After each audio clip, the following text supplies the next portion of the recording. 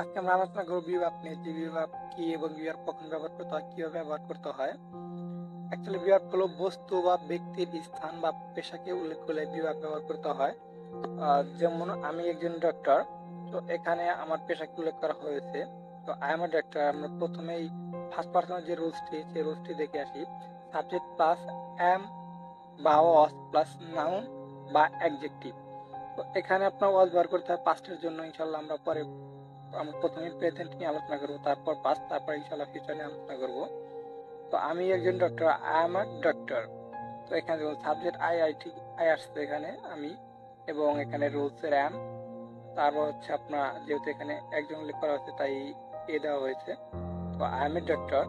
তারপর আপনার দেখুন আমি একজন ডাক্তার না, তো এখানে না উল্লেখ করা হয়েছে, তো যেহেতু এখানে অস্বীকার করা হয়েছে না, আমি একজন ডাক্তার না। আই এম নট ডাক্তার, আমি একজন ডাক্তার না। তো আই আছে এখানে দেখুন সাবজেক্টের যে সাবজেক্টটা এখানে বসছে, তারপর হচ্ছে এম, রুলসের যে এমটা আছে সেটা বসছে, তারপর নট। আমি কি একজন ডাক্তার না, এখানে দেখুন একটা জিনিস খেয়াল করবেন, যখনই বাংলা বাক্যের মধ্যে কি থাকবে তখনই আপনার সাবজেক্টের আগে সাহায্যকারী ভার্ব আসবে। কি থাকলে সাবজেক্টের আগে আসবে সাহায্যকারী ভার্ব। এখানে দেখুন সাহায্যকারী ভার্বটা কিন্তু আপনার এই এম হচ্ছে সাবজেক্টের পরে, এই সাবজেক্ট হচ্ছে আই, কিন্তু এখানে তা না, এখানে হবে আপনার এমটা আগে। এম আই ডাক্তার, আমি কি একজন ডাক্তার। আমি কি একজন ডাক্তার না, এখানে দেখুন উল্লেখ করা হয়েছে আমি কি একজন ডাক্তার না। তো আপনাকে অবশ্যই এই রুলসটা খেয়াল করতে হবে, যেহেতু কি আছে এখানে আপনার এমটা অবশ্যই ফার্স্ট আনতে হবে, তারপর আই, তারপর নট। তো am I not a doctor. তারপর আরেকটা জিনিস খেয়াল করুন, যখন আপনি আমি কেন একজন ডাক্তার না এমনটা উল্লেখ থাকলে, যে আমি কেন, এমনটা আছে না যে আপনাকে কেউ জিজ্ঞেস করলো যে তুমি তো স্টুডেন্ট না, তখন আপনি তো অবশ্যই স্টুডেন্ট, আপনি বলবেন ভাই কেন আমি একজন স্টুডেন্ট না, বা আপনার কোন দিক দিয়ে মনে হয় যে আমি একজন স্টুডেন্ট না। তো এখানে আপনার যদি ডব্লিউএস কোশ্চেন যেটা আছে, অবশ্যই আপনাকে ডব্লিউএস কোশ্চেন বসাতে হবে, তারপরে সাহায্যকারী বা ডব্লিউএস কোশ্চেন যদি থাকে তাহলে অবশ্যই আপনাকে সাবজেক্টের আগে এম আনতে হবে, এবং কি যদি কি থাকে বাংলা বাক্যের মধ্যে, অবশ্যই আমি আগে এটা বুঝাইছি। ইনশাল্লাহ আমি আশা করি আপনারা অনেক ক্লিয়ারলি ভাবে বুঝতে পেরেছেন। Why M I not doctor, আমি কেন একজন ডক্টর না, why M I not doctor. তো আশা করি আপনারা এতটুকু প্রেজেন্টে বুঝতে পেরেছেন। ইনশাল্লাহ এখন আমরা পাস্ট নিয়ে আলোচনা করব, চলুন শুরু করি। চলুন আমরা পাস্ট নিয়ে আলোচনা করি। তো এখানে আপনার প্রথমে আবার আমরা ফার্স্ট পার্সন যে রুলসটা আছে, রুলসটা দেখে নিই, সাবজেক্ট প্লাস এম বা ওয়াজ প্লাস নাউন বা অ্যাডজেক্টিভ। তো এখানে যেহেতু আমরা পাস্ট নিয়ে আলোচনা করবো, পাস্টের জন্য ফার্স্ট পার্সনের জন্য ওয়াজ, তো এটা তো আমরা নিয়ে আলোচনা করলাম প্রেজেন্ট নিয়ে এম। এখানে একটা জিনিস দেখুন, আমি একজন ছাত্র ছিলাম, আই ওয়াজ আ স্টুডেন্ট। আপনারা এভাবে অনেক প্র্যাকটিস করবে যে I was a student, I was a flight person, and I was a pilot, now I am a doctor. এভাবে আপনারা প্র্যাকটিস করবেন, প্র্যাকটিস ছাড়া কিন্তু ইংলিশ কথা বলা সম্ভব না। আমি একজন ছাত্র ছিলাম না, দেখুন I was not a doctor, not a student, একই সিস্টেম, একই কথা আপনার বাক্য তৈরি করা, শুধু আপনার সাহায্যকারী ভার্বটা চেঞ্জ হয়। তারপর আমি কি একজন ছাত্র ছিলাম, ওয়াজ আই আ স্টুডেন্ট। যে কোনো এখানে কিন্তু কি আছে, এই বাংলা বাক্যে কি আছে, তো কি থাকলে কি হয়, আমি পূর্বেই বলেছি যে সাহায্যকারী ভার্বটা শুধু সাবজেক্টের আগে আসে। দেখুন এই যে সাহায্যকারী ভার্বটা সাবজেক্টের আগে, ওয়াজ আই আ স্টুডেন্ট, আমি কি একজন ছাত্র ছিলাম। আবার যখন আপনি এই দেখুন এখানে কি আছে, আমি কি একজন ছাত্র ছিলাম না, তো এখানেও না করা হয়েছে আপনার ওয়াজ নট আই স্টুডেন্ট, আমি কি একজন ছাত্র ছিলাম না, was not I I student. এখানে ওয়াজটাও কিন্তু আপনার এই যে সাবজেক্টের আগে আসছে। আপনার কথা বলার সময় ওয়াজেন্ট আই স্টুডেন্ট এভাবে বলবেন। লেখার সময় শুধু নট দিলে সমস্যা নেই, তো বলার সময় wasn't I student, I wasn't student এভাবে বলবেন। কিভাবে আমি একজন ছাত্র ছিলাম, তো দেখুন ডব্লিউএস কোশ্চেন আছে, তো সেক্ষেত্রে আপনাকে অবশ্যই ডব্লিউএস কোশ্চেনটা দিতে হবে। তারপর হচ্ছে ডব্লিউএস কোশ্চেন আসলেই আপনার সাবজেক্টের আগে আপনার সাহায্যকারী ভার্ব দিতে হবে। তো সাহায্যকারী ভার্ব সবসময় ডব্লিউএস কোশ্চেনের পাশাপাশি বসে। How was I a student, আমি কিভাবে একজন ছাত্র ছিলাম। তো চলুন আমরা একের পর একটা সাবজেক্ট নিয়ে আলোচনা করব। এখন ফিউচার নিয়ে, তারপর ইনশাল্লাহ সেকেন্ড পার্সন, তারপর থার্ড পার্সন নিয়ে আলোচনা করব। তো এখানে দেখুন আমরা ফিউচার নিয়ে আলোচনা করব। তো এখানে দেখুন আমি একজন শিক্ষক হব, I will be a teacher.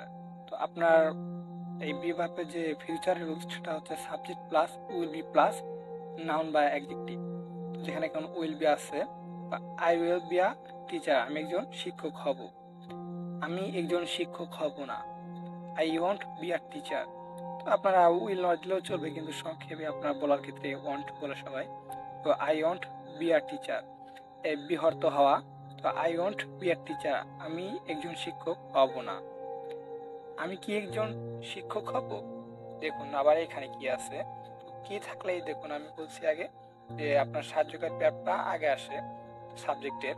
তো সাবজেক্ট এখানে আই এবং উইল এখানে আই বি। বিটা আপনার রোলসে দেওয়া হয়েছে, কিন্তু এটা কিন্তু বির বাংলা মিনিং হচ্ছে হওয়া। তো বিটা যে জায়গায় থাকে সে জায়গায় থাকবে, শুধু উইলের পরিবর্তন হবে, জায়গার পরিবর্তন হবে।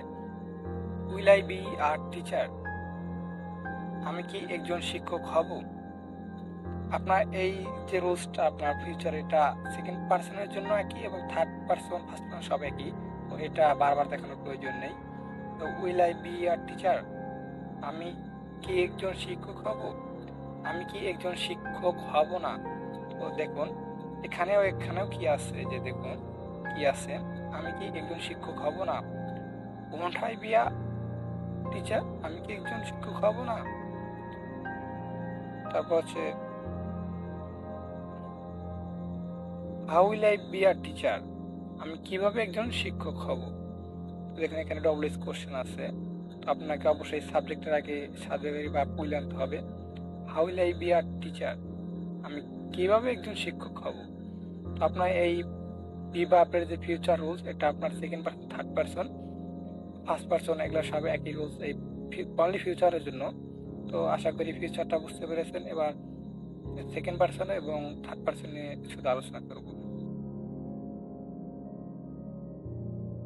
আমরা এখন সেকেন্ড পার্সনের প্রেজেন্ট নিয়ে আলোচনা করব।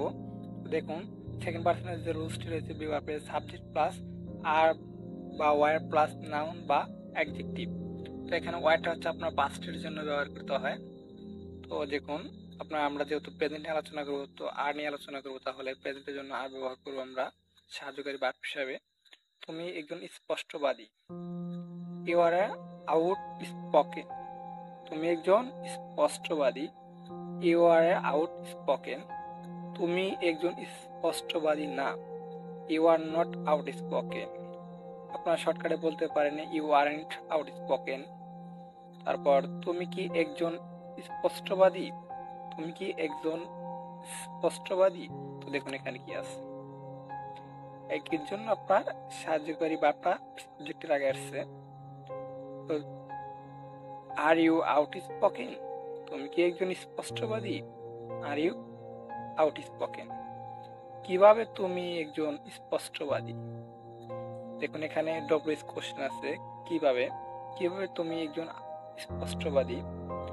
How are you outspoken, তুমি কিভাবে একজন স্পষ্টবাদী। তো how are you outspoken. তো এখন আমরা সেকেন্ড পার্সনের পাস্ট নিয়ে আলোচনা করবো, ওয়ার দিকে বাক্য তৈরি করতে হয়। চলুন শুরু করি।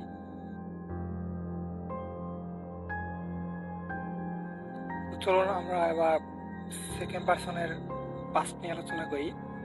তুমি একজন কর্মঠ ছিলে, ইউ ওয়ার অ্যাক্টিভ, অ্যাক্টিভ অর্থ কর্মঠ। তো যেহেতু পাস্টে বলতেছি, তো ওয়ার ব্যবহার করতে হবে সাবজেক্ট প্লাস আপনার সাহায্যকারী verb were. You were active, তুমি একজন কর্মঠ ছিলে। তুমি কি একজন কর্মঠ ছিলে। এখানে কি আছে, এখানে কি উল্লেখ করা আছে, তাই আপনার অবশ্যই সাবজেক্টের আগে ওয়ার ব্যবহার করতে হবে, কারণ ওয়ার যেহেতু সাহায্যকারী ভার্ব। তুমি কি একজন কর্মঠ ছিলে, ওয়ার ইউ অ্যাক্টিভ। তারপর দেখুন তুমি কি একজন কর্মঠ ছিলে না, এখানেও কি আছে। তো অবশ্যই সাবজেক্টের আগে আপনার সাহায্যকারী ভার্ব বসাতে হবে, এবং যেহেতু এখানে না উল্লেখ আছে নট।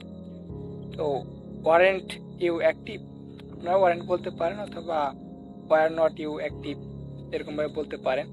তারপর আপনার থার্ড পার্সনের জন্য যে রুলসটা রয়েছে, প্রেজেন্টের সাবজেক্ট প্লাস ইজ বা অস প্লাস নাউন বা অ্যাডজেক্টিভ। দেখুন, সে একজন গরিব, এখানে পুর লিখে ফেলেছি, গরিব লিখতে গিয়ে ইংলিশ লিখে ফেলেছি। তো সে একজন গরিব, হি ইজ আ পুর। দেখুন, যেহেতু প্রেজেন্টে সে একজন গরিব, তাই ইজ ব্যবহার করতে হয়েছে। এবং আপনার পাস্টের জন্য কিন্তু ওয়াজ আছে এখানে। তা আপনার ফার্স্ট পার্সনের জন্য যে পাস্টে ওয়াজ এবং থার্ড পার্সনের জন্য কিন্তু পাস্টে ওয়াজই আছে, শুধু আপনার প্রেজেন্টেরটা চেঞ্জ। হি ইজ আ পুর, সে একজন গরিব। সে কি গরিব? দেখুন এখানে কি আছে, তো আপনাকে অবশ্যই ইজ ব্যবহার করতে হবে। আপনার এই যে দেখুন ইজ হি পুর, আপনার সাবজেক্টের আগে ইজ ব্যবহার করতে হয়েছে। সে কি গরিব? ইজ হি পুর। তারপর আপনার হি ইজন্ট পুর, সে গরিব না, সে গরিব না, হি ইজন্ট পুর। তারপর আপনার হচ্ছে আপনার পাস্টে যেটা আছে থার্ড পার্সনের জন্য, হি ওয়াজ আ পুর, সে গরিব ছিল। দেখুন এখানে ওয়াজ পাস্টের জন্য, হি ওয়াজ আ পুর, সে গরিব ছিল।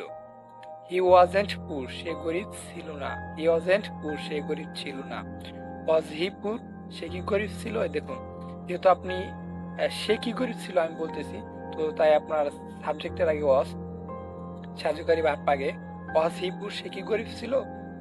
তো আশা করি আপনারা অনেক ভালোভাবে বুঝতে পেরেছেন। এভাবে প্র্যাকটিস করবেন, আপনার অ্যাডজেক্টিভ চেঞ্জ করে, নাউন চেঞ্জ করে, সাবজেক্ট চেঞ্জ করে বারবার প্র্যাকটিস করবেন যে I am a doctor, I am not doctor, I am a doctor, I am not doctor. আপনারা কিন্তু এই যে রুলস মুখস্থ করে কখনোই কথা বলতে পারবেন না, এটা মুখস্থ করে কোনো লাভ নেই।